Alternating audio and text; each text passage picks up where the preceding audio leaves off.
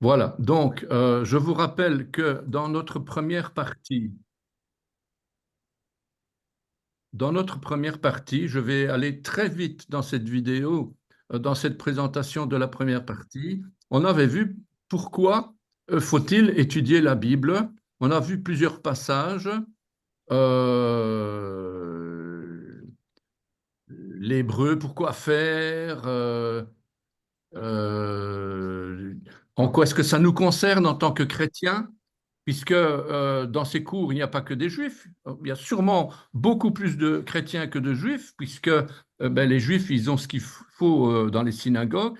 En tout, moi, j'ai eu une juive en tout dans mes cours, une seule juive, juive de la synagogue, qui était gênée de ne pas savoir lire la Torah correctement. Elle avait besoin un petit peu d'un appui pour retourner dans son milieu, on va dire. Alors, donc, pourquoi est-ce qu'on étudie l'hébreu? Quelques exemples. Aujourd'hui, on va voir quelques exemples. Et ici, on a vu que Jésus dit lui-même qu'on va le trouver dans la loi de Moïse, autrement dit, la Genèse, l'Exode, Lévitique, les Nombres, Deutéronome. Donc, ce n'est pas Moïse qui dit ça. Donc, c'est vraiment Jésus lui-même, Yeshua. Et puis, les prophètes, il y en a 16 en tout. 16 dans le canon chrétien. Ce n'est pas le même nombre dans le canon juif. Je vous expliquerai à l'occasion les différences entre les deux types de canons, juifs ou chrétiens. Et puis les 150 psaumes, on en aurait encore retrouvé 5 nouveaux, 5 autres euh, euh, dans les grottes de Qumran. Donc, mais bon, ils sont pas répertoriés comme faisant partie du canon, mais en attendant, voilà. Donc, alors, on a encore ici toute une série de remarques qu'on avait fait sur cette question de pourquoi apprendre l'hébreu. Alors, on avait donné des exemples avec Armageddon, avec Golgotha, avec le rocher. Tu frapperas le rocher, tu parleras au rocher. Le psaume 22, lorsque Jésus disait à la croix, pourquoi m'as-tu abandonné? Et que le roi David, ben, il dit exactement pareil, mais autrement, puisque lama sabachthani en araméen et lama asaftani en hébreu, ben, il y a une différence de taille. C'est que lama sabachthani, ça veut dire en araméen, ben, pourquoi tu m'abandonnes? On avait prévu d'aller au cinéma, tu m'as abandonné, quoi, hein. Tandis que lama asaftani, c'est vraiment l'idée d'apostasier quelqu'un, de sacrifier quelqu'un. Donc, asaftani, donc le psaume 22 révèle un mystère tout à fait prodigieux. Et puis, voilà, on avait aussi vu l'écriteau sur la croix, euh, et on avait vu pourquoi les pharisiens ont réagi de manière extrêmement violente. On dit, comment ça, c'est pas possible? Et parce que eux, ils sont habitués aux anagrammes, ils sont habitués aux acrostiches. Ça faisait partie de la culture juive d'écrire d'écrire des pensées avec la première lettre des mots, ou bien suivant un certain code. Donc ça, c'est ce que euh, la tradition donne, quoi, hein. Et puis, il y avait, donc il y avait le tétragramme, hein. On a ici, on avait vu aussi Abraham. Pourquoi est-ce que Abraham s'appelait Avram et qu'il est devenu Abraham? Qu'est-ce qui s'est passé? Parce que Avram, ça veut dire père élevé, c'est ça que j'avais expliqué ici, père élevé. Autrement dit, quelqu'un qui est un petit peu fier, pas orgueilleux, mais voilà, enflé d'orgueil, on va dire, hein. On peut le dire, puisque Avram s'est enflé. Et Dieu dit, tu vas me servir, mais pour me servir, je vais ajouter une lettre à ton nom et je vais t'appeler Avraham, ce qui veut dire père d'une multitude de nations. Donc l'importance des lettres dans la Torah, c'est capital, quoi, hein. Et on a des exemples, et puis on a encore vu le nom de Yeshua, c'est-à-dire le nom de Jésus, qui est un nom tout à fait particulier dans lequel on retrouve le plan du salut. Jésus, ça veut rien dire. Par contre, Yahshua, ou Yeshua, parce que Yahshua, c'est une contraction entre Yah, Yahvé, et le verbe Shua qui veut dire sauver, eh bien, une fois que c'est lié, ben on dit Yeshua. Et on a le bras de l'Éternel qui a été méprisé, qui a été cloué sur le bois, euh, et le regard de Dieu se pose donc sur les hommes, grâce à lui. L'alpha et l'oméga, on a vu aussi. Et puis, le Nouveau Testament, ouais, donc ça, je ne sais pas si j'en avais parlé. Oui, j'en avais parlé de ça, avec l'alpha et l'oméga. Et puis, avec la lettre Aleph, donc c'est un exemple, je donne la première lettre, mais on va revoir toutes les lettres une par une au moment où on sera dans l'alphabet. Donc la première lettre de l'alphabet qui représente une tête de bœuf, c'était vraiment une tête de bœuf, et notre A occidental, si on dit que ça ne veut rien dire, en réalité, oui, ça veut dire. Notre A veut dire une tête de taureau, parce que la lettre va évoluer progressivement vers le A. Voilà, on voit ici cette évolution. À gauche, vous avez les hiéroglyphes en moins 3100 avant Jésus-Christ. Le A, c'était une tête de taureau. Et puis en moins 1500, à l'époque proto-sinaïtique, la lettre va se schématiser jusqu'à l'âge de la langue phénicienne, où le A va devenir le symbole que vous voyez là, avec une barre verticale et une espèce En fait, c'est un A qui est couché, vous voyez. Et puis, en moins 400, donc on est à droite là, à moins 400, c'est une évolution vers le grec classique, et le Aleph va être appelé alpha. Et puis, le alpha va devenir A latin. Et puis plus bas, le B, le bet, la maison va devenir le bêta grec, le guimel va devenir le gamma. On voyait bien que le grec, en fait, c'est une évolution. Il ne faut pas avoir peur de le dire, hein. L'hébreu évolue. D'ailleurs, je vais vous montrer une évolution de l'hébreu. Ben, on voit plus trop aujourd'hui, quand on voit l'alphabet, ben, on ne comprend pas trop bien l'alphabet de l'époque de David, hein, parce que c'était pas du tout comme aujourd'hui. Donc, il y a une évolution. Voilà, donc ça, c'est ce que, donc, 3100, moins 107, tout ça, on avait déjà vu. Ça, on avait déjà vu. Et puis, j'arrive jusqu'à la deuxième partie. Donc, on est dans la deuxième partie. Alors, c'est une question que j'ai déjà posée au d'abord et que je pose parfois, mais quelle est la meilleure version de votre Bible? Ah, tout le monde va dire, ouais, mais c'est telle version, non, c'est telle version, etc. Si vous permettez, je vais masquer les commandes. Voilà. Donc, quelle est la meilleure version de la Bible? Ah oui, c'est second. Ah oui, c'est ceci. Ah oui, c'est cela. Alors, ben, voyons. Moi, je réponds, toutes les versions sont bonnes. Pourquoi? Parce que l'auteur, c'est Dieu lui-même qui garde sa parole. Alors, on peut bien sûr, moi je sais très bien quelle version je préfère, hein, on va en parler, hein, mais bon, l'auteur, c'est Dieu. Alors, il se peut qu'il y ait des erreurs. D'ailleurs, je vais vous en montrer une costaude, hein, une erreur même choquante, mais ça ne change pas le fait que la Bible, c'est l'auteur, c'est Dieu. Et quand Dieu dit qu'il garde sa parole, ben, il garde sa parole. D'ailleurs, voilà, Jean 8, 54, Jésus répondit, si je me glorifie moi-même, ma gloire n'est rien, c'est mon Père qui me glorifie, lui que vous dites être votre Dieu et que vous ne connaissez pas. Pour moi, je le connais, et si je disais que je ne le connais pas, je serais semblable à vous, un menteur. Mais je le connais et je garde ma parole. Voilà, donc, bon, petite illustration, Bible français courant, on peut discuter. Non, la Bible français courant, non, ça veut rien, ça n'a rien à voir, c'est complètement changé. La Tobe, ah oui, mais non, la Tobe, ah oui, mais non, le second, c'est la pire, etc., etc. Et la Bible de Jérusalem, chaque version a sa qualité, a ses défauts. Et bon, évidemment, la Bible Chouraki, voilà, c'est celle que je préfère, on va dire. C'est parce que ben, Elle est très difficile à lire, mais elle est la plus fidèle par rapport à l'hébreu.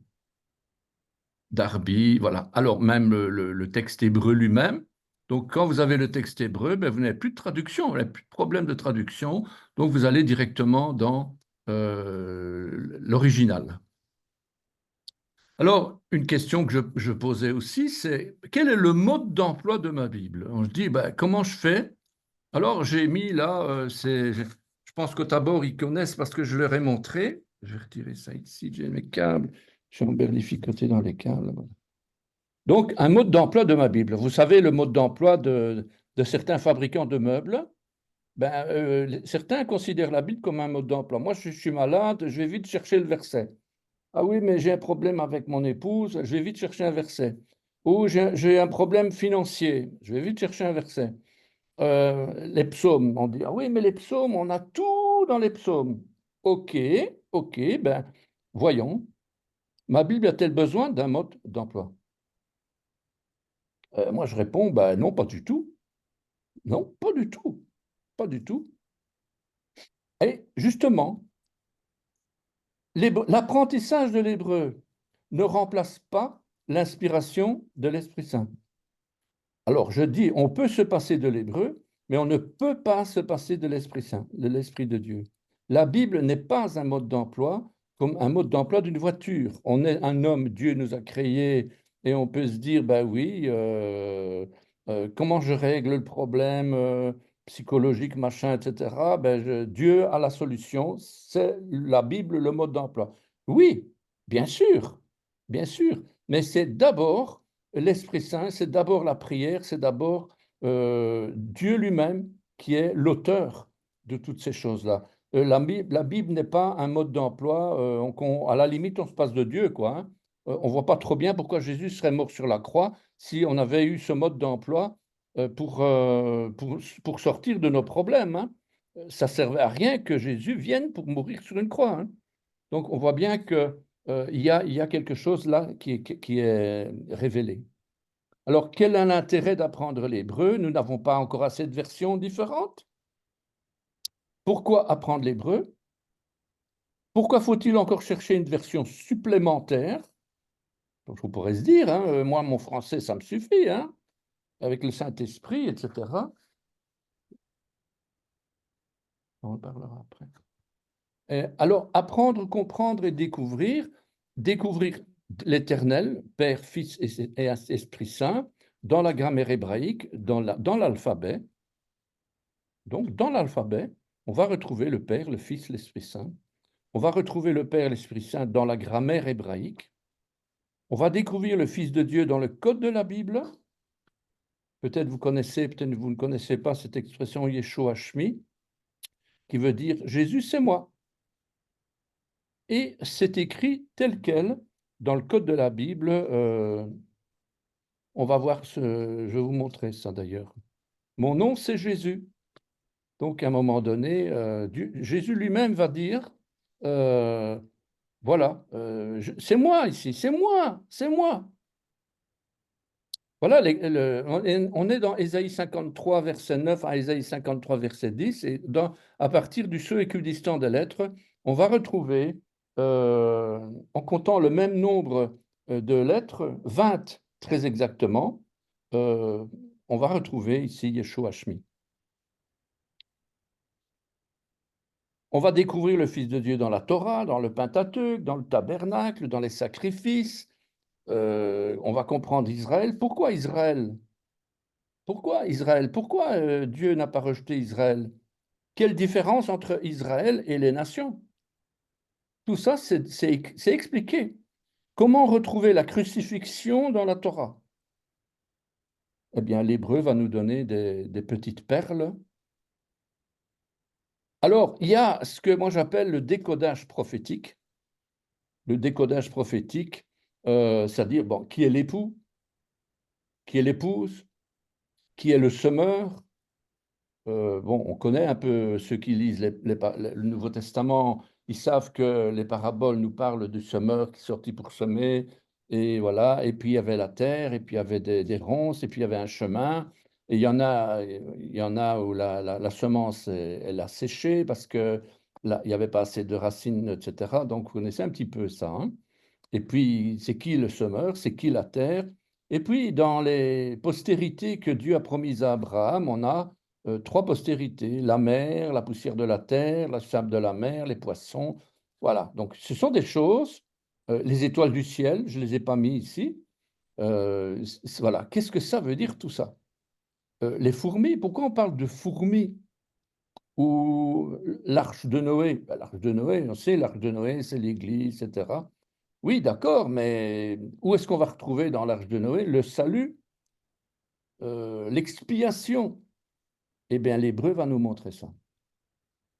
Apprendre l'aspect illustratif de la Bible, graphisme, les lettres, les proverbes, les paraboles, les images. Donc, il y a vraiment des choses tout à fait remarquables, mais il faut pouvoir s'habituer à ce qui est imagé et illustratif, parce que souvent, on nous enseigne au cours des années, c'est la foi et pas, la lettre. Donc, ce sont des choses qui sont un petit peu différentes de ce qu'on nous enseigne d'habitude, hein. On dit non, non, non, la lettre ne compte pas, c'est l'esprit. Donc, tout ce qui est graphique, tout ce qui est sens d'image, tout ça, on rejette. Or, c'est bien Dieu qui l'a donné et c'est ça qui est intéressant. Découvrir la vraie nature de l'homme, celle d'avant la chute. Je précise, hein, parce qu'on va dire, où est la nature de l'homme après le péché? Non, je dis celle d'avant la chute. Et c'est ça, justement, qu'on doit, c'est vers ça qu'on doit tendre. Et on doit comprendre quelle est cette vraie nature de l'homme. Découvrir le vrai sens du texte, hein, des erreurs de traduction. D'ailleurs, je vais vous en montrer une fameuse, hein, euh, qui a donné des mauvaises interprétations du texte original. Donc, on a ici un exemple, c'est le psaume 22. Vous savez peut-être que le psaume 22, dans les premiers versets, on a l'histoire de la crucifixion. Et jusqu'au verset 26, 20, je ne sais plus, 20, 20, 27, je ne sais plus par là. Donc, on a deux parties à ce chapitre, à ce psaume. Une partie où on parle on voit littéralement la crucifixion, et une autre partie qui est totalement différente. Mais bon, pour l'instant, on parle de ce verset 13. Deux variantes. On a le verset 13 dans Darby, Zadokan ou Louis II. J'ai pris trois versions qui correspondent. Et ce verset-là, on va le retrouver dans le verset 14 de l'Alexam, la Chouraki, l'Osterwald et la Bible annotée. Donc, il y a des décalages. Il y a des décalages. Et on voit, le texte nous dit, « Ils ouvrent leur gueule contre moi comme un lion déchirant et rugissant. » Zadokan, ils ouvrent contre moi leur gueule, tel un lion qui déchire et rugit. Louis II, ils ouvrent contre moi leur gueule, semblable au lion qui déchire et rugit. Chouraki, ils fendent contre moi leur gueule, un lion qui lacère et rugit. Osterwald, ils ouvrent leur gueule contre moi comme un lion déchirant et rugissant. Et enfin, à la Bible annotée, la même chose. Hein, oui, pratiquement, non, carrément la même chose. Et puis, en hébreu, Patsu alai pichem arie toref veshoeg. Traduction littérale, ils ouvrent largement contre moi leur gueule, un lion qui déchire et rugit. Donc le mot semblable à n'existe pas. Vous allez me dire, ouais, mais bon, ah oui, mais il n'y est pas. Il n'y est pas. Alors je cherche, je me dis, mais comment, qu'est-ce que c'est? Qu'est-ce qu'il faut comprendre?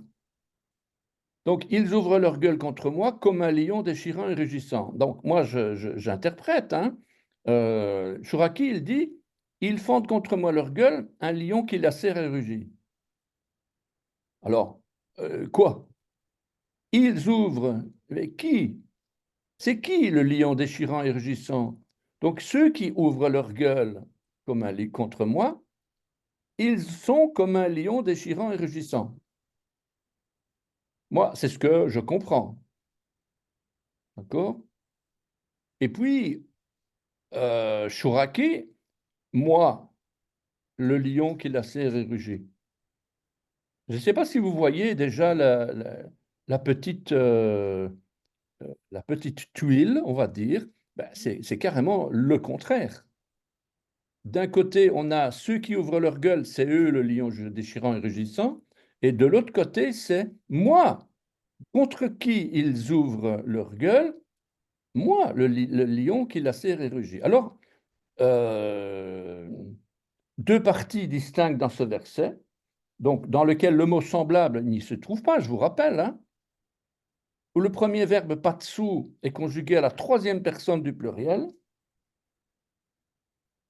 Première partie, c'est troisième personne du pluriel, ils ouvrent largement contre moi leur gueule. Et la deuxième partie, un lion qui déchire et rugit. Voilà. Donc, d'après les remarques et les accents, on peut raisonnablement reformuler le texte ainsi. Ils ouvrent largement contre moi leur gueule, virgule, moi, un lion déchirant et rugissant. Donc, si j'interprète à la Sobieski, hein, lorsqu'ils ouvrent contre moi leur bouche, ce texte doit être attribué aux ennemis de Dieu, comme ceux qui ouvrent leur bouche pour maudire contre moi. Rappelons ici, il y a un décodage quand même à faire. Quand on parle d'un lion dans la Bible, c'est qui? Ben, c'est Jésus, le lion de la tribu de Juda.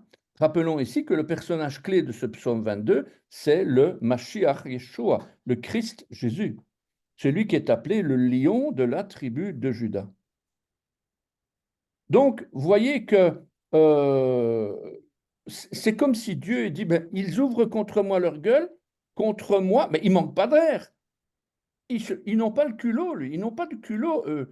Ils osent ouvrir leur gueule contre moi, leur créateur. Jésus, c'est le créateur, quand même. Hein. Je ne sais pas si vous êtes d'accord avec moi, mais certains ne le sont pas. Ils vont dire, oui, mais c'est le Fils de Dieu, c'est pas Dieu. On ne va pas discuter de ça pour l'instant. Mais voilà, donc il y a quelque chose de troublant ici. Donc, évidemment, on ne va pas retrouver des erreurs ou des interprétations différentes comme ça à tout bout de champ dans la Bible, mais c'est quand même important de connaître l'hébreu pour pouvoir. Alors, juste un avant-goût maintenant par rapport à l'hébreu même. Donc, vous avez ici une version Sepharim. Vous allez sur Google, vous trouvez Sepharim. Hein, il suffit de taper Sepharim, Bible en ligne. Ben voilà, vous avez la Bible juive. Hein. Ce n'est pas la Bible Louis II avec les Strong, je vous précise quand même, puisque la Bible Louis II avec les Strong, c'est une autre, comment est-ce que je veux dire, un autre classement. Ici, on a le Pentateuque, la Genèse, on a le Pentateuque, on a les commentaires de Rachi, voilà. Mais ce que je voulais vous montrer, c'est justement, c'est que le français, on lit de gauche à droite, et que l'hébreu, on le lit de droite à gauche. Je pense que vous vous en doutiez. Hein. Alors, le premier mot du verset, et voilà le premier mot du verset. Et le dernier mot du verset, vous voyez un petit peu, tout est à l'envers. Hein. Je vous précise quand même, pour ceux qui tombent des nues, ben voilà. Donc l'hébreu, faut s'habituer à quelque chose de tout à fait dans l'autre sens. Quoi, hein. Voilà le dernier mot, la terre, Haaretz, vous voyez, donc dans ce premier mot, Bereshit, on va trouver une phrase. Tiens. On va trouver une phrase, il a été pourvu un fils. Ça, c'est ce qu'on appelle de l'interprétation. Ce n'est pas écrit tel quel, mais bar reshit, bar shit, c'est il a été pourvu un bar, un fils. Maintenant, on va dire oui, mais non, non, non, non, on n'est pas d'accord parce que bar, c'est de l'araméen. Est-ce que c'est de l'araméen ou est-ce que c'est de l'hébreu, etc. Donc, la Genèse a été écrite en hébreu. Or, Bar, c'est de l'araméen, enfin, etc. Voilà. Donc on peut discuter, évidemment. Mais en tout cas, on va retrouver ici des choses très intéressantes. Alors, regardez bien. On lit de droite vers la gauche. Donc, et commençons un petit peu comme ça, mais très rapidement. Hein. Je ne vous demande pas d'essayer de lire, puisque vous n'êtes pas censé savoir lire ni comprendre, mais je vous explique le système, le principe, le fonctionnement. Au commencement, d'ailleurs, j'ai déjà mis autre chose, j'ai mis à un commencement. À un commencement, Dieu créa les cieux et la terre. Donc, d'abord, vous avez la première lettre à droite. Si vous avez regardé le tableau que je vous ai envoyé, la lettre que vous avez, ben, c'est un B. Aleph, Bet, Gimel. Donc, c'est la deuxième lettre dans le tableau, là, la deuxième en partant de la droite. Donc, la lettre B. Donc, maintenant, avec les deux points en dessous, c'est B. Donc, si je reviens en arrière, là, je ne dis pas B, je dis B. B. Là, c'est B. Donc, vous voyez que en dessous, les deux points en dessous de la lettre, c'est une voyelle. Et tous les points et les petits traits que vous avez en dessous, ce sont des voyelles. Alors, lisons un petit peu. Voilà, ça c'est quoi? C'est un R. C'est une lettre qui se retrouve de plus ou moins dans la fin de l'alphabet. R, Ré. Voilà, donc il y a une lettre en plus, le Aleph. Donc vous voyez que il va falloir jongler avec les consonnes et les voyelles. Eh bien, qu'est-ce qu'on va lire? On va lire B, A, Ré, Shit, un commencement, à un commencement, Bara, créa, un commencement, créa. Vous voyez, le verbe vient d'abord. Et puis, qui créa? Ben, Elohim, Dieu. Elohim, je suppose que vous savez que Elohim, c'est Dieu. Donc, à un commencement, créa Dieu. Et, ça c'est la particule de l'objet direct, mystérieuse, intraduisible. Le Aleph Taf, qui va être traduit, on va dire, d'une certaine manière dans le Nouveau Testament, dans le livre de l'Apocalypse, l'alpha et l'oméga. Donc, Aleph Taf, c'est la première et la dernière lettre de l'alphabet. De manière prophétique, on sait qui c'est, le Aleph et le Tav, ou l'alpha et l'oméga. On sait qui c'est par rapport à notre foi. Mais ici, dans le texte, c'est un complément d'objet. C'est la particule du complément d'objet direct. Si vous avez fait votre grammaire, ben, ça veut dire je mange quoi? Je mange le pain. Donc, le pain, c'est un complément d'objet direct. On dit ça, hein, voilà. Non, peut-être tout le monde n'a pas, se souvient pas de ces choses-là, mais voilà. Ensuite, en dessous, les. Donc, il créa quoi? Ben, les a shamaim, les cieux. Donc, vous voyez, a shamaim. Et dans Hashamaim, on a un mot que j'ai souligné en jaune, maïm, ben, de l'eau, des eaux. Donc, on voit déjà dans les cieux qu'il y a de l'eau. Et puis, V, et, et, voilà, et le et, on a de nouveau le et qui ne se traduit pas. Et puis, en dessous, ha, la, haretz, la terre. Donc, au commencement, Dieu créa les cieux et la terre. Voilà comment on lit le texte. Vous avez vu que au commencement, donc, on a un préfixe, et puis le mot, et puis le verbe, et puis le sujet, et puis le complément, et puis complément d'objet direct, et puis avec un et, donc ça veut dire et encore la terre. Donc, vous voyez quoi. Et puis je continue comme ça. La terre était informe et vide. Bon, je ne vous demande pas de savoir lire, évidemment, mais V et Ha, la, Haret, la terre, et la terre, Vayeta, était, Tohu, informe, Va, Vohu, et vide. Voilà, donc, et la terre était informe et vide. Et puis, V, Rocher, la ténèbre, et la ténèbre, Al, sur, Né, les faces. C'est bizarre, hein? D'abord, les ténèbres, c'est pas les ténèbres, c'est la ténèbre.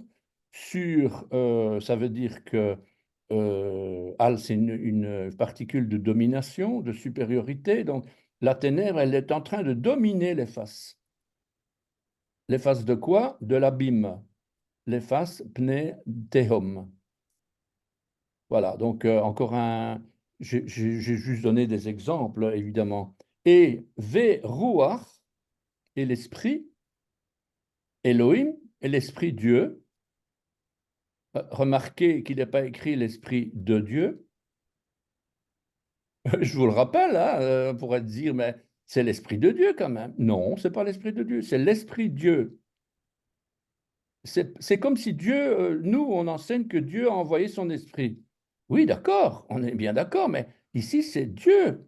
L'esprit, il est Dieu. Comme Jésus, il est Dieu. Comme le Père, il est Dieu.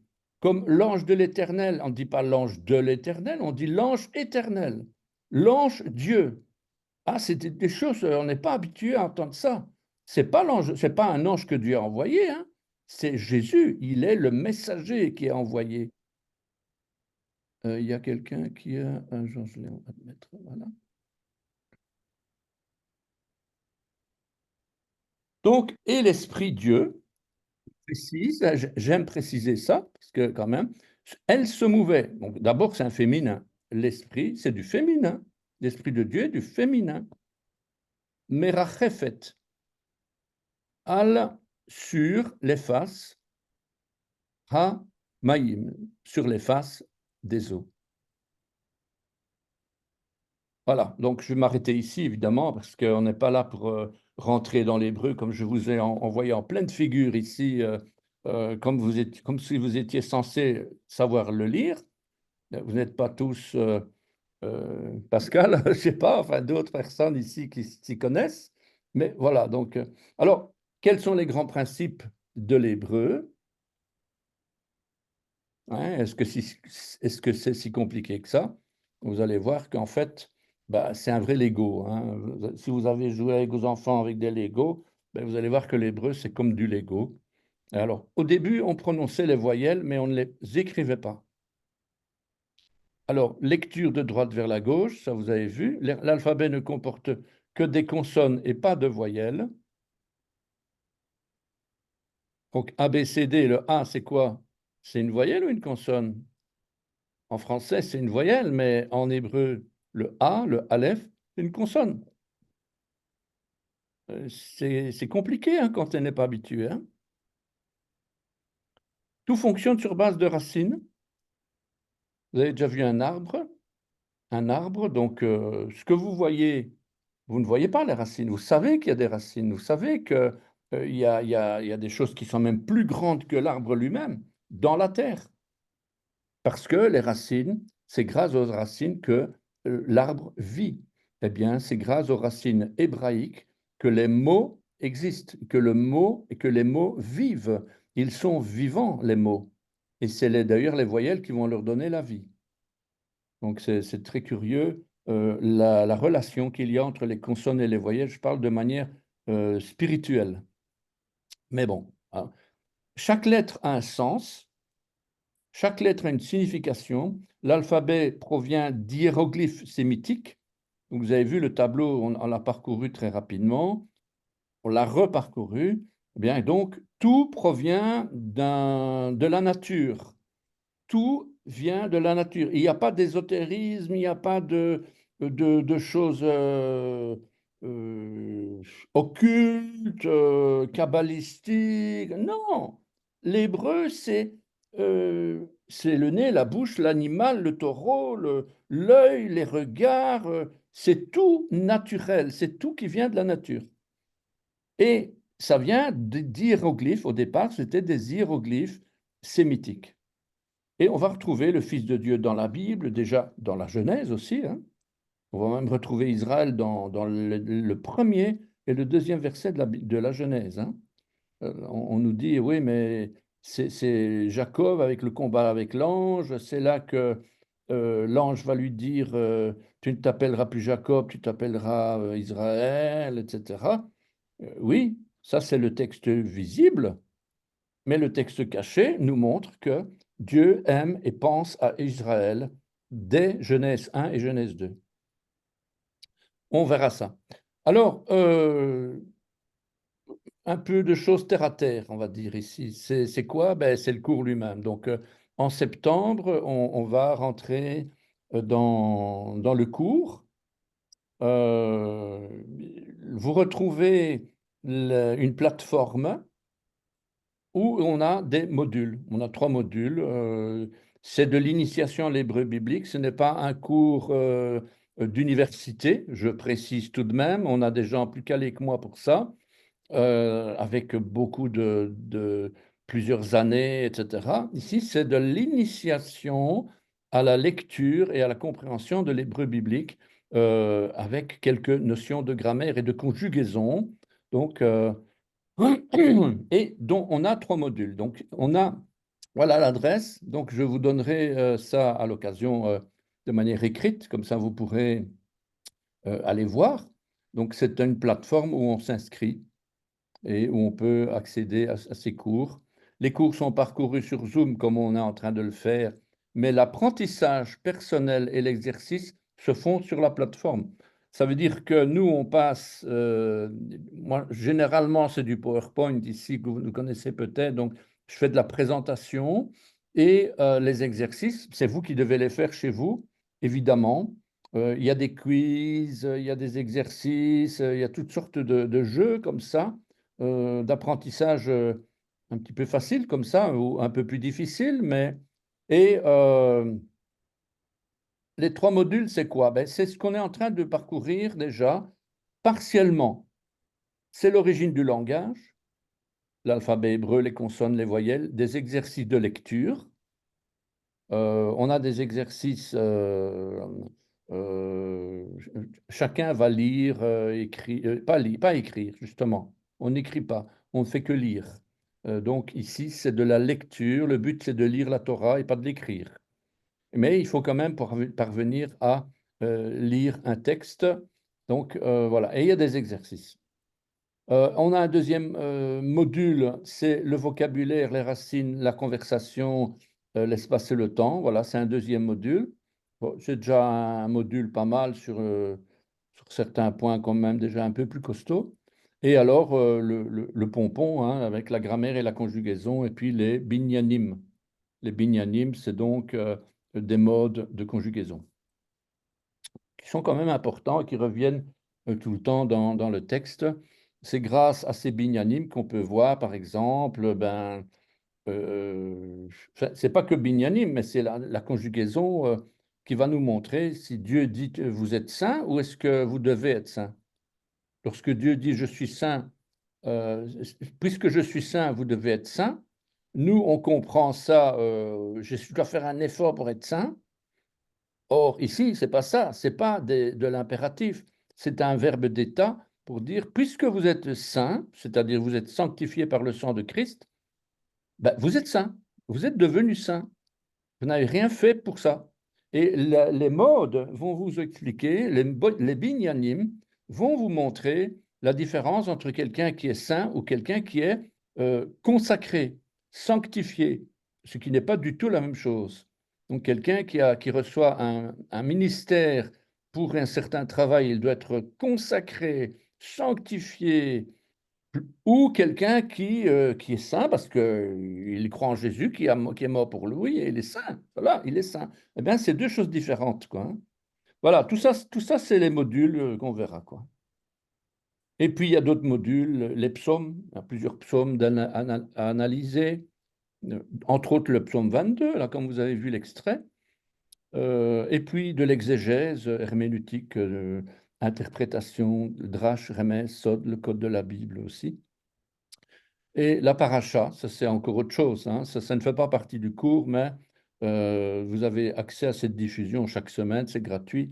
Et là, on a en fait une application concrète de l'hébreu biblique, puisque dans la paracha, si vous ne savez pas ce que c'est en fait la lecture, connaissez la lecture pour la lecture de la Bible, qui organise une lecture annuelle de la Bible pendant un an. Donc, et vous avez, eh bien, les Juifs ont fait ça, donc les synagogues, les rabbins ont établi ce qu'on appelle la paracha. Donc, vous avez la lecture des 5 livres de Moïse, plus les proverbes, plus les psaumes, les prophètes, etc., en un an. Et donc, on a ici une paracha messianique, c'est-à-dire que c'est la même chose, sauf que là-dedans, on met l'accent sur les trouvailles, les secrets, les perles que nous donne la Torah par rapport à Yeshua, par rapport à Jésus. Alors, inscription gratuite de la paracha. Pour recevoir, vous vous inscrivez, vous envoyez un message, paracha list subscribe, voilà quoi. Donc ça c'est dans la vidéo, donc vous réécouterez la vidéo si vous avez envie de revenir pour relire et reprendre des notes. Et puis aussi les fêtes bibliques, puisque les fêtes font partie de la culture chrétienne, les fêtes, les 7 fêtes de l'Éternel. Donc, on y viendra. Alors, une mise au point. Donc, je précise parce que on peut dire, ouais, mais tu es en train de faire du prosélytisme là. En plus, ici, madame qui vient dans l'assemblée messianique, celle-là, elle va se dire, ah, ils sont en train d'essayer de me recoller là, de me faire changer d'église. Voilà, donc c'est la crainte, évidemment. Alors, pourquoi est-ce que hébreu biblique messianique? Ben, ça n'a aucun lien avec la dénomination. Sur Internet, il y a de plus en plus de cours d'hébreu qui sont proposés un peu partout. Ceci n'est pas un cours d'hébreu moderne, donc avec l'hébreu cursif, hein. C'est différent parce que ici, c'est de l'hébreu carré et il y a des nuances entre l'hébreu moderne et l'hébreu biblique. L'hébreu, ouais, l'hébreu biblique. Il y a des différences en termes de grammaire, quoi, hein, et de conjugaison. L'hébreu biblique va nous servir à mieux comprendre les Écritures. L'hébreu biblique messianique n'a pas l'objectif de faire du prosélytisme messianique. L'hébreu biblique messianique a comme objectif de découvrir le Messie. C'est ça messianique, hein? C'est le Messie. Messianique va donner en grec Christ, christianisme. Quand on dit les juifs messianiques, ben, en réalité, c'est les juifs, les chrétiens, si vous voulez, hein, puisque messianique, ça va donner chrétien. Donc, l'hébreu biblique dans l'Ancien Testament et découvrir Jésus dans l'Ancien Testament. Donc, voilà, messianique vient de Messie, qui vient de Mashiach, Mashiach qui sera traduit plus tard en grec par Christ ou par oint, celui qui est oint du Saint-Esprit. J'espère que je ne parle pas trop vite parce que souvent on me le reproche. Alors, les deux références fondamentales, il y en a une troisième, je ne sais pas si je l'avais mis ici, mais en tout cas, Luc 24, 27 et Luc 24, 44. Et commençant par Moïse et par tous les prophètes, il leur expliqua dans toutes les Écritures ce qui le concernait. Donc c'est Jésus qui est en train de parler, hein. Luc 24, 44, puis il leur dit, c'est là ce que je vous disais lorsque j'étais encore avec vous, il fallait que s'accomplit tout ce qui est écrit de moi. Écoutez, c'est quand même, c'est dingue ça. Il fallait que s'accomplisse tout ce qui est écrit de moi dans la loi de Moïse, dans les prophètes et dans les psaumes. Quand vous réfléchissez bien, me dites, putain, c'est pas possible. Moïse, c'est Moïse, quoi. Ça n'a rien à voir avec Jésus, quoi. Eh bien, là, c'est lui-même qui lance un défi à ses disciples lorsqu'il dit ça. Alors, ce cours n'est pas de l'hébreu moderne. Donc, voilà, ici, je clarifie la chose. Le secours ne va pas nous aider à écrire ou à parler correctement l'hébreu. Voilà, donc l'hébreu cursif, hein, que vous avez apporté tout à l'heure. Donc voilà, on retrouve l'Aleph, Bet, Gimel, Dalet, He, Vav, Zayin, etc. C'est de l'hébreu biblique, mais on va quand même découvrir l'hébreu moderne et on va apprendre à converser. Donc pendant le cours, il y a quand même des occasions de découvrir des choses, d'essayer de converser, de parler, de lire, des conversations. C'est pas en français courant, c'est en hébreu courant. À table, les voyages, déplacements, les courses, etc. En fait, c'est plutôt pour ne pas mourir idiot, hein, qu'on fait ça, parce que faire de l'hébreu biblique, arriver en Israël et ne pas savoir acheter du pain, franchement, c'est naze, hein, comme on dit. Ça vaut pas la peine alors de... faut quand même un minimum, quoi, hein. Alors, ce cours ne va pas nous apprendre des traditions humaines, orthodoxes, messianiques et chrétiennes, je précise. Et ce cours va nous servir à mieux comprendre les Écritures et à découvrir quelques perles bibliques. Il va nous faire découvrir quelques facettes du Messie, Yeshua. Va nous aider à mieux comprendre la pensée de Dieu. C'est le but final, finalement, de comprendre la pensée, d'essayer. On ne peut pas comprendre, connaître la pensée de Dieu. Mais voilà, on va essayer quand même de comprendre certaines choses. Alors, comment se déroule ce cours? Présentation générale, oui, donc ça j'en avais fait, c'est ce qu'on est en train de faire, naissance du langage. Oui, on va découvrir la naissance du langage et de l'écriture et la découverte de l'alphabet prophétique. Vous allez me dire, on pourrait commencer directement à faire Aleph, Bet, Gimel. Allez, on les apprend. Allez, répète, Aleph, Bet, Gimel. Oui, c'est bien, mais c'est mieux de voir d'où ça vient, parce que ça va rentrer tout de suite dans la compréhension de la prophétie et de la...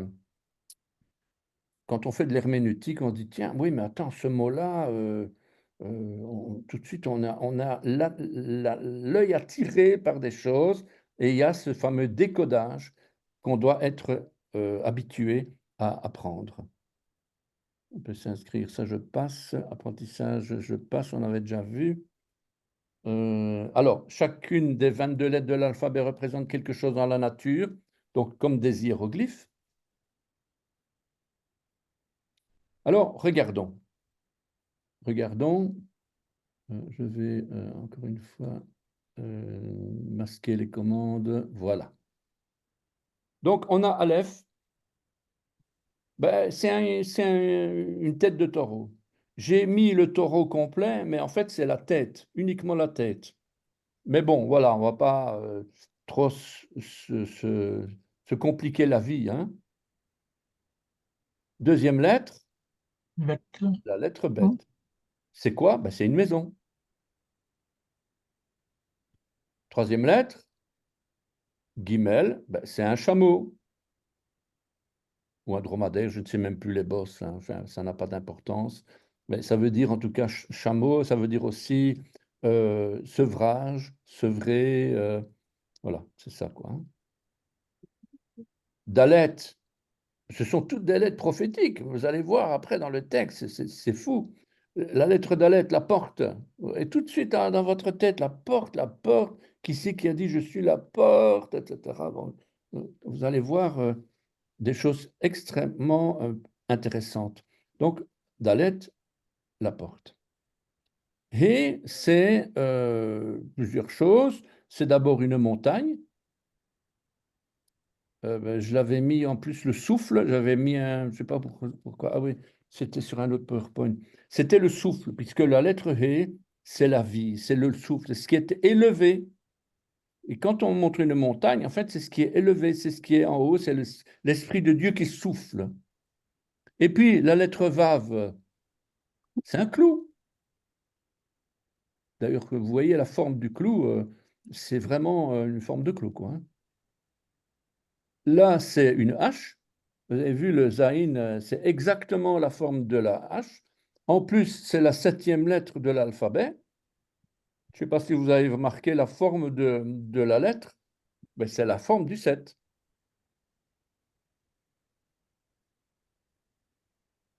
Alors,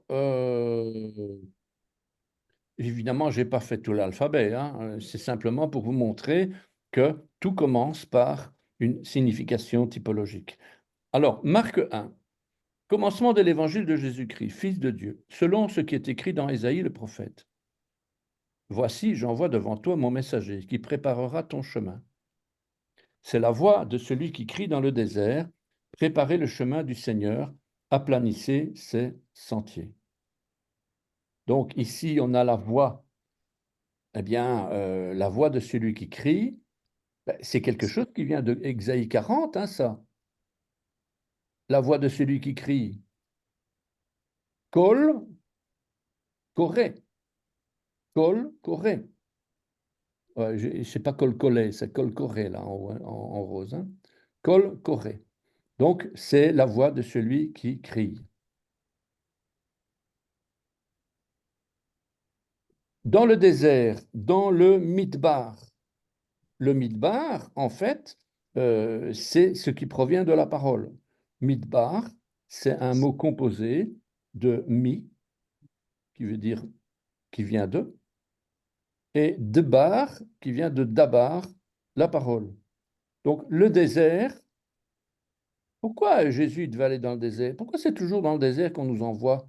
C'est pas nous foutre la paix, excusez-moi, hein, mais je voudrais quand même qu'on m'explique pourquoi c'est tout le temps le désert. Ben parce que c'est là que tu vas trouver la parole. Parce que le désert, c'est tout ce qui provient de la parole, c'est dans le désert, vous voyez? Donc, midbar, c'est vraiment très important ce mot-là, quoi. Hein.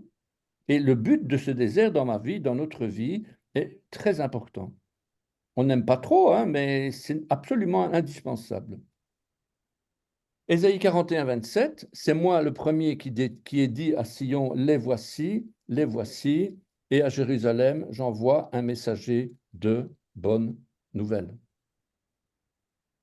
La bonne nouvelle, Bessora Tova, Bessora Tova. On aime dire Bezora Tova, mais c'est Bessora Tova, Bessora Tova. Encore ce Ésaïe 40, ben, je l'ai remis en fait ici. Une voix crie, préparez au désert le chemin de l'Éternel, aplanissez dans les lieux arides une route pour notre Dieu, que toute vallée soit exaucée, que toute montagne et toute colline soient abaissées, que les coteaux se changent en plaine et les défilés étroits en vallons. Alors la gloire de l'Éternel sera révélée, et au même instant toute chair la verra, c'est la bouche de l'Éternel a parlé, car la bouche de l'Éternel a parlé, et évidemment, on sait qui est la bouche de l'Éternel. On retrouve ici ce midbar, le désert, préparé au désert, le chemin de l'Éternel. Donc, en fait, on prépare dans nos cœurs le chemin de Dieu, on prépare dans nos cœurs, c'est là dans nos cœurs, dans le silence de la présence de Dieu, que Yeshua, Jésus, va devenir notre chemin, notre porte pour ouvrir les écluses des cieux, pour notre vie, évidemment. Le chemin d'Erer, une route pour notre Dieu. Le chemin aussi, d'Erer, c'est le mot qui va nous parler du chemin sur lequel on va marcher pour aller vers notre éternité. Yeshua dit, je suis le chemin, la vérité, la vie. Donc voilà, préparé au chemin, Yeshua, préparé au désert, Jésus. Voilà, c'est littéral, hein, c'est ça que ça veut dire, quoi. Hein. Donc il y a ce fameux décodage qui nous dit, ben, chaque fois que vous lisez un verset, vous devez penser non seulement au texte, comment est-ce que je vais dire, en hébreu on dit le pshat, c'est-à-dire le texte de surface. C'est-à-dire vous lisez un texte, bah, c'est l'histoire d'Israël, c'est le texte de surface, quoi. Vous n'allez pas en profondeur. Ça, c'est ce qu'on appelle le pshat. Et puis, il y a aussi le texte, le remes, le sod, le drash. Donc, vous allez plutôt en profondeur. Eh bien, c'est là que vous avez un deuxième travail et peut-être un troisième travail à faire, c'est de creuser, à lire entre les lignes et entre les mots et dans l'hébreu. Donc, vous voyez que c'est quand même euh, pas uniquement pour lire l'hébreu que vous êtes là. Alors, les origines. Je regarde l'heure. Tu n'as pas l'heure. Pas l'heure. 9h moins 5. Donc, on va commencer déjà. On va commencer encore 5-10 minutes et puis je m'étais promis de faire 1 heure, pas plus, mais voilà. Donc, les origines. Regardez bien, c'est quand même important et c'est même, selon moi, évidemment, selon Jacques Sobieski, c'est la base. Bon, le sommaire, bon, on va voir les débuts, Dieu prend soin de sa parole, qu'est-ce qui devrait être notre centre d'intérêt, quel est notre moteur, quel est le début de la parole et de l'écriture, la naissance de l'écriture, le déluge, on va voir, on va parler de ça. Ce sont tous les sujets, c'est la table des matières. Hein. Noé, les langues proto, la langue parlée par Noé. C'est pas aujourd'hui qu'on va voir ça, mais c'est ce qu'on va parcourir encore la semaine prochaine. Le rapide aperçu de l'origine de nos langues, l'évolution de l'écriture, la signification, le regard de la foi. Qu'est-ce qui a vaincu le monde? Ben, c'est notre foi. Et donc, notre foi, elle doit être saine, elle doit être pure, elle doit être selon Dieu. Et c'est important de savoir justement quelle est la foi. Est-ce que c'est de la foi ou est-ce que c'est de la croyance? Ou est-ce que c'est de la crédulité? Voilà, donc ce sont des choses, le regard de la foi. L'hébreu est une langue visuelle, graphique, chimique, stabilité dans la vérité et l'alpha et l'oméga. Alors ici, regardez, les débuts. Alors vous allez me dire, là, là, tu n'y es pas là. Alors là, tu n'y es pas du tout là. Vous connaissez ce personnage, évidemment, c'est la théorie darwiniste de l'évolution. Donc, on se dit, ouais, mais on ne va pas rentrer de ça maintenant. On ne va pas parler de ça, c'est pas possible. On parle de la Bible. Oui, bien sûr. Mais dans la théorie darwiniste de l'évolution, c'est-à-dire dans un monde païen qui ne croit pas en Dieu, on calcule le nombre d'années de la Terre à 4,5 milliards d'années. Selon la Bible, notre Terre n'a pas évolué, elle a été créée par la parole de Dieu.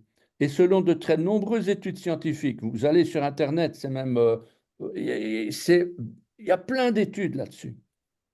C'est de là que j'ai sorti quelques exemples comme ça. Eh bien, selon ces études scientifiques chrétiennes, la Terre n'aurait pas plus de 10 000 ans d'âge,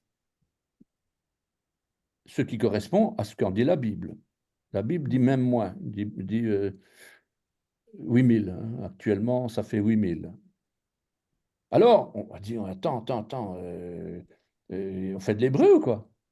Voilà. Je ne vais pas parcourir tous ces sujets, mais vous avez des preuves scientifiques qui sont beaucoup plus sérieuses que les autres preuves des darwinistes, on va dire. Des preuves scientifiques qui démontrent que la Terre est jeune. Entre autres, la diminution de la taille du Soleil, la fusion solaire, l'accumulation de la poussière sur la Terre, sur la Lune, sur les roches, la viscosité des roches lunaires, la décélération de la Terre par effet de marée. Voilà, ce sont tous des sujets que vous retrouvez sur Internet qui vous prouvent par A plus B ben, que la Terre est jeune. Il y a d'autres preuves ici qui pullulent, qui pullulent.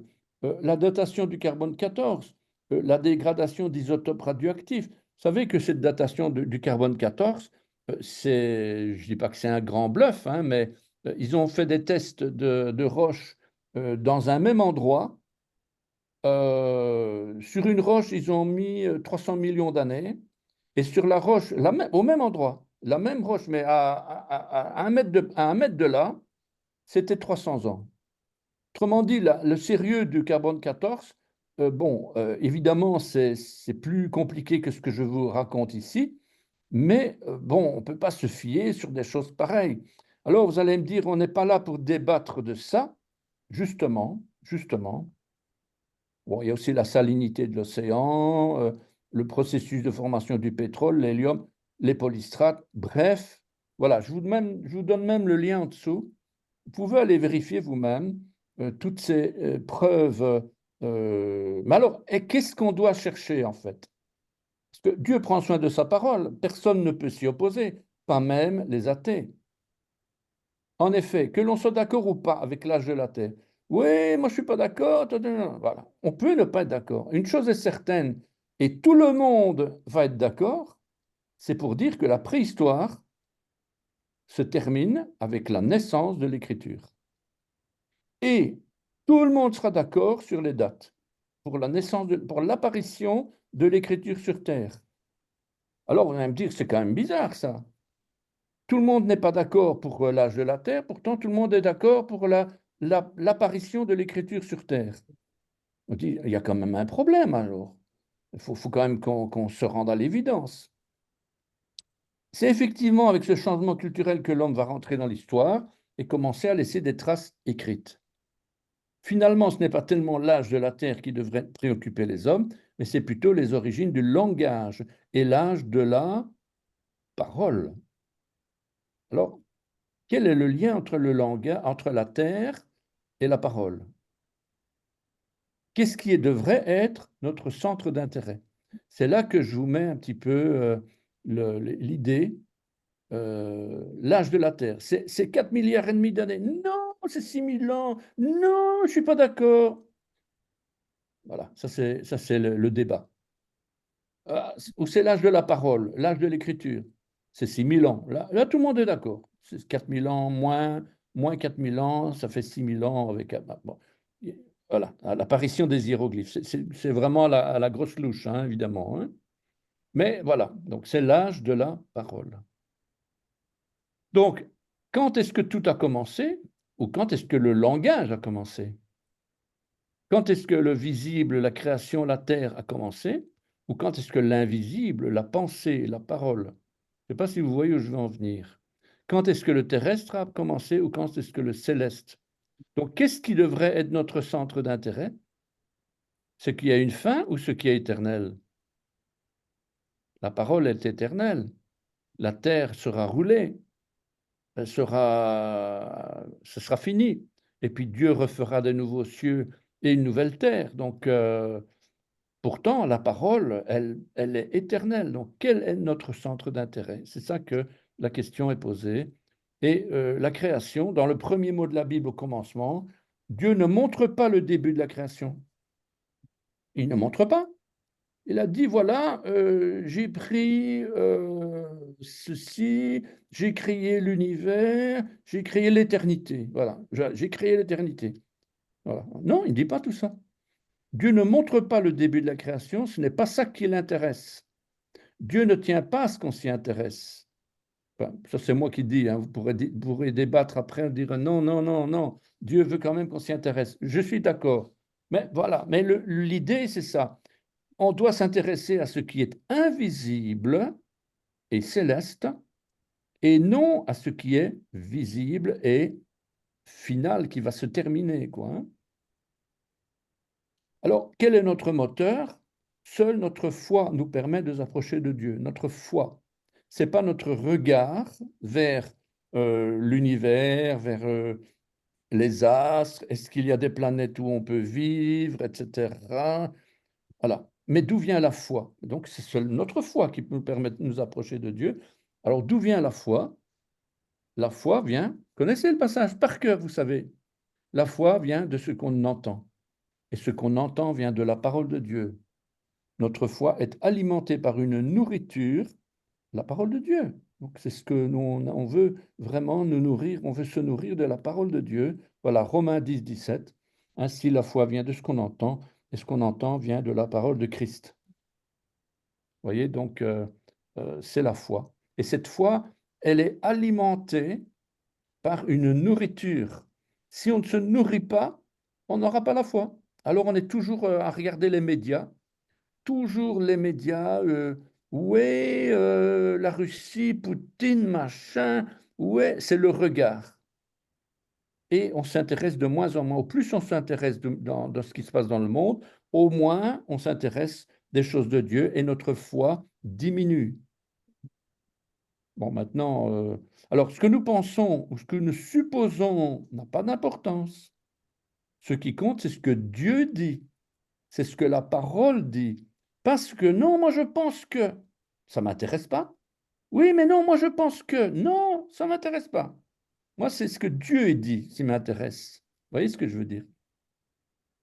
Il faut tout de même faire remarquer, il n'est pas écrit la foi vient de ce qu'on voit de ses yeux. Mais la foi vient de ce qu'on entend. Donc ce n'est pas le regard, ce n'est pas ce qu'on voit de ses yeux, même ce qu'on lit, voilà, vous voyez ce que je veux dire. Hein. Alors, le début de la parole et de l'écriture, alors, selon les sources connues, après ça, je vais tout doucement arriver à la fin de cette soirée. Selon les sources connues, les langues et l'écriture sont apparues il y a à peu près 5500 ans. Donc, cela correspond au texte biblique, approximativement, hein, à la date de l'apparition de l'être humain, il y a 5784 ans. D'où ça vient cette date? Ben, c'est les rabbins, voilà, c'est la naissance d'Adam. C'est l'époque où l'on situe Adam et Ève au 4e millénaire avant Jésus-Christ. Voilà, donc on a ici une ligne du temps. Vous avez à droite, ben, c'est là qu'on est, hein. On est déjà en retard d'un an, là. C'est en 2024. Donc l'année plus le nombre d'années, 5784, jusqu'à la naissance d'Adam. Et l'apparition de l'écriture, c'est la flèche rose, c'est là. En tout cas, c'est là que on a découvert des traces dans le Proche-Orient, Moyen-Orient, etc., la Mésopotamie. C'est là qu'on a retrouvé des traces, quoi, hein. Je ne dis pas qu'il n'y en avait pas ailleurs. Moi, je parle de ce qu'on a retrouvé. Alors, l'écriture est apparue il y a 6000 ans, grosso modo, dans deux contrées. Donc voilà, on est en Mésopotamie, l'Euphrate, hein, Sumer. Si les hiéroglyphes égyptiens et les pictogrammes sumériens sont tous les deux formés de petites images, celles-ci sont totalement propres à leur région. Les premiers écrits servaient surtout de livres de comptabilité ou d'inventaire. L'homme va rapidement utiliser ce nouveau moyen de communication pour raconter des histoires, surtout son histoire. Et il y a 6 types de civilisations qui sont apparues et qui vont maîtriser l'agriculture et le plein développement urbain. Et voilà, on va retrouver ici le 5e millénaire avant Jésus-Christ, voilà les premières apparitions de l'écriture, avec moins 4000, moins 3500, la découverte des hiéroglyphes, moins 3400, c'est le cunéiforme qu'on a découvert des traces, moins 3300, ce sont des traces qu'on a trouvées en Mésopotamie, 3200 en Égypte, 2200 à Chypre, 1900 en Crète, 1400 en Chine. Oh, on dit toujours la Chine, la Chine. Ben, c'est que 1400, hein, finalement, c'est pas si loin que ça, hein. Moins 900 en Amérique centrale. Voilà. Donc, et puis, on place traditionnellement la naissance de l'écriture à Sumer, donc vers 3400, 3300. Donc, c'est l'actuel sud de l'Irak. Voilà. Donc, en raison de l'invention de l'ancêtre de l'écriture cunéiforme, ce sont des petits clous comme ça. Enfin, c'est une forme comme ça de petits clous. Voilà. D'ailleurs, je vais vous montrer. Voilà, donc en moins 1500, l'alphabet ougaritique, forme de cunéiforme, l'alphabet proto-sinaïtique aussi, là. Voilà, donc ça c'est l'alphabet cunéiforme. Voilà, et je vais vous montrer comment on écrit Elohim en cunéiforme. Voilà, donc c'est hyper simple, hein. Donc, voilà, donc vous avez l'alphabet, le A, le B, le G, le H, le D, le H, le W, le A, voilà. Et puis voilà, on a ici, je suis un scribe, voilà, je suis un scribe sumérien, on est en moins 3300. Je suis un Akkadien, babylonien, ou un Assyrien, et je voudrais écrire Elohim. Voilà, je voudrais écrire Elohim. Voilà, je suis un scribe, voilà, on est tous, il va écrire Elohim, voilà. Voilà, ils sont tous là, hein. C'est des Akkadiens, voilà, ils sont en train d'écrire sur des tablettes, des scribes en masse Mésopotamie, pour une illustration, bien sûr, ce qu'on suppose, comment ils étaient. Et voilà, bon, on écrit Elohim. Donc, bien, c'est un petit peu l'idée de l'écriture cunéiforme avec des petits clous placés d'une certaine manière. Eh bien, vous allez voir que c'est ce genre d'écriture à base de style, de caractère, soit des clous, soit des formes dans la nature. L'Égypte en était friande aussi. Ça, je passe. Voilà, donc ici, on voit l'évolution de l'alphabet à partir, vous voyez ici que l'alphabet hébreu, entre le phénicien, l'araméen impérial, l'hébreu carré archaïque et l'hébreu moderne, ben, il y a un monde de différence, hein. Vous ne pourriez pas deviner, si vous n'y connaissez pas un petit peu, ben, qu'en haut, c'est de l'hébreu, hein. Et pourtant, c'est les caractères qui vont se retrouver sur les 10 tables, sur les 2 tables des 10 paroles de Moïse. Ce n'est pas l'hébreu moderne, enfin l'hébreu qu'on a en bas, hein, c'est l'hébreu en haut. Si ça tombe, c'est même la deuxième ligne. Mais c'est plutôt l'époque du proto, hébreu. C'est l'époque phénicienne entre moins 1500 et moins 1100. Donc, vous voyez, on sait, d'ailleurs, dans le film des Dix Commandements, ils ont bien repris ce caractère-là. Donc, ils ont bien fouiné hein, pour savoir quelles lettres on devait utiliser pour écrire les Dix Commandements dans le film avec Charlton Heston. Si jamais vous avez vu ce film des années 60, eh bien, c'est l'écriture phénicienne. Voilà, donc, ben voilà, troisième partie. Bon, ben, suite au prochain numéro, donc on va, je crois qu'il est 21h12, donc voilà, donc c'est, voilà, donc on voit l'évolution de l'hébreu et on va arriver vers le sens des lettres, leur valeur, leur signification, et Dieu a tout mis en place de manière tout à fait souveraine. Ce n'est pas du tout le hasard que les lettres sont comme elles sont, que les consonnes sont comme elles sont, et même, je vous montrerai que même les voyelles aussi sont comme elles sont. Donc, on en reparlera. Voilà, voilà. Donc, je me suis mis 1 heure, 1h13. J'ai dépassé de 13 minutes. Voilà, ben, je vous souhaite, en tout cas, si jamais vous avez des questions ou d'autres d'autres questions, je ne sais pas. Et si vous n'avez rien, ben voilà, on peut. Bonsoir Jacques, tu m'entends? Bien sûr que je t'entends. C'est Pascal. Je suis à Paris chez mon fils, j'ai pas l'image. Donc désolé, j'ai tout suivi, mais j'avais pas l'image. Oh J'espère que ça ira mieux la prochaine non! fois. Ton image, je l'ai, mais vous n'avez pas la mienne. C'est ça le truc. Ah, d'accord, oui, oui, Voilà, d'accord. mais je vous ai suivi, pas de problème. Bonjour à tous les amis du Tabor. Et puis on se réjouit pour la semaine prochaine. Moi, j'ai pas de questions, donc tout est clair. Ok. Merci. Eh bien, je vous souhaite une bonne soirée. Et puis, ben, à vendredi prochain à la même heure. Laila Tov. Merci. Laila Merci. Tov. Bonne Merci. soirée.